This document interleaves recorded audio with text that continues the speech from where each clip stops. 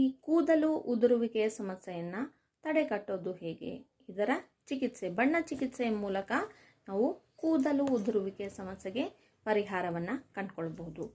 ಇದು green colour. ಈ green ಕಲರನ್ನು, ಹಸಿರು ಬಣ್ಣವನ್ನು ನಿಮ್ಮ ಎಡಗೈನ ತೋರು ಬೆರಳಿದೆಯಲ್ಲ, ಆ ತೋರು ಬೆರಳ ಹಿಂದೆ ಒಂದು ಗ್ರೀನ್ ಕಲರ್ ಡಾಟ್ ಹಾಕೋಬೇಕು ಈ ಥರ.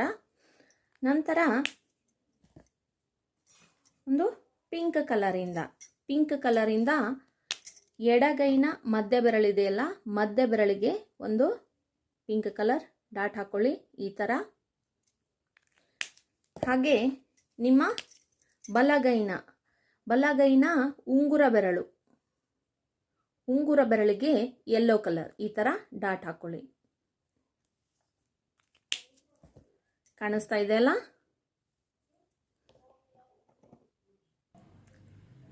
ಈ ಗ್ರೀನ್, ಪಿಂಕ್ ಹಾಗೂ ಯೆಲ್ಲೋ ಕಲರ್ ಡೈಲಿ ಅಪ್ಲೈ ಮಾಡ್ತಾ ಬನ್ನಿ. ನೀವು ಕೂದಲು ಉದುರುವಿಕೆಯ ಸಮಸ್ಯೆಯಿಂದ ಆಚೆ ಬರಬಹುದು.